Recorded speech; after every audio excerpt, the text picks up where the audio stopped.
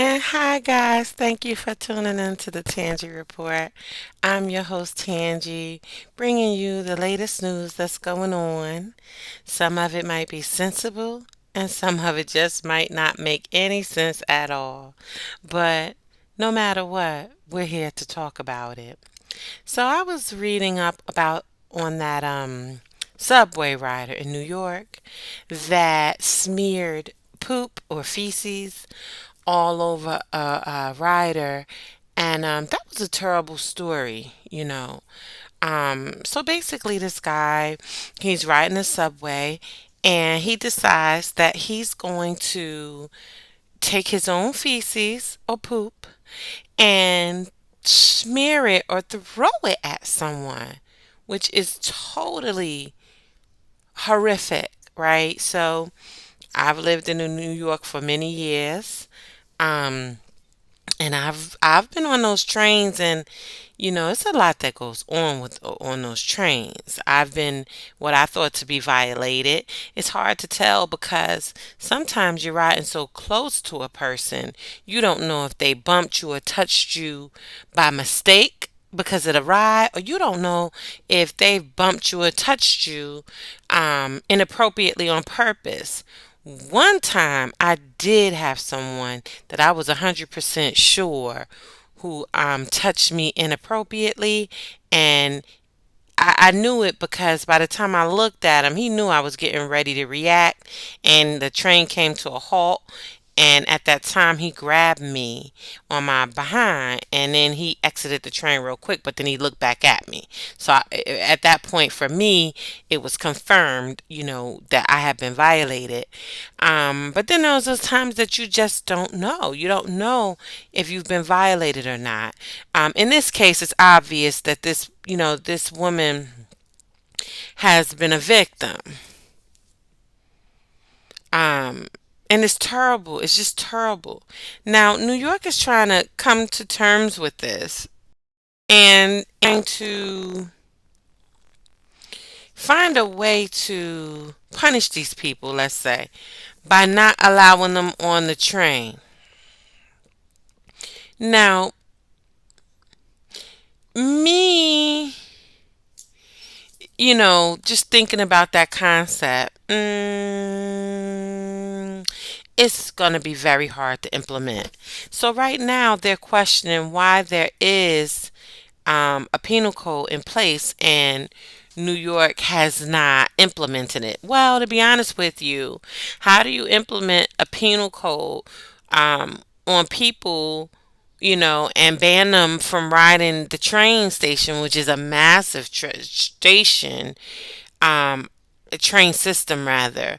They could get on anywhere and everywhere in any borough. So you don't really know when they're going to enter the train. You don't know where they're going to enter the train. You don't know the time they're going to enter the train. And it's just hard.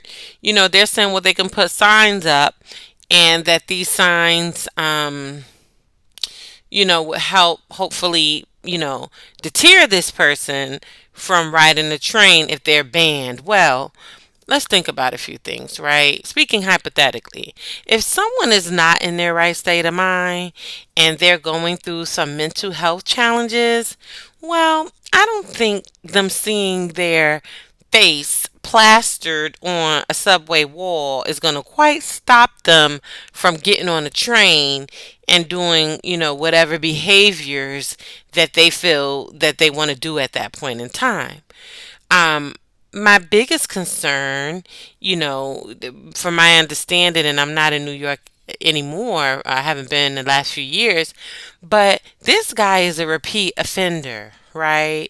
So he's done other crimes on the train before. He has a pretty good rap sheet from what I've read. And he's doing it over and over and over again. I'm wondering if he needs mental health support. Um, has he been incarcerated with these crimes that he's committing? They are definitely, you know, stuck with this because my understanding is that the crime on the trains have been on a rise lately. And I could imagine that it would probably be on a rise because people were out of work. The city was going through a lot, COVID, for the last few years. So it's been a struggle, generally speaking. But I feel like there has to be a way to regulate something like this. The question is how.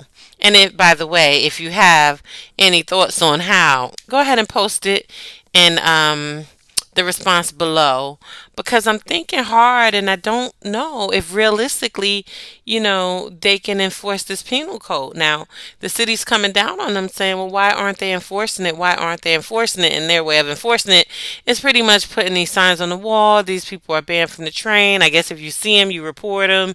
But who's going to want to report somebody posted on the wall? You're riding on a train. You're trapped in this train and you see this person, now what? You're in a tunnel. It's not like you're walking down the street and you can keep going. And you're trapped. And what are you going to do? Text 911? No. If you call, what are you going to say if they're standing right next to you or far from? Well, hi. I'm calling because I see someone on the train that's been banned from the train system. And he's standing right here next to me. Hmm. No. So, with that said, I wonder what your thoughts are. I really feel, bad for the person who was victimized in this way. It's really, really sad. What would be nice is if, you have a way to defend yourself. Um, Even if, it would have been with whatever legal options they could have explored. Maybe some mace. I know New York is very, very strict on things like it's not a southern state where they have gun laws and all that good stuff in place to protect yourself against stuff like this. But it's just a sad, sad, sad story. This guy has been on a rampage, and an innocent person was victimized because of him. The suspect, let me see here. He was rearrested on a Wednesday. And let me see. This guy is just out there. He smeared feces.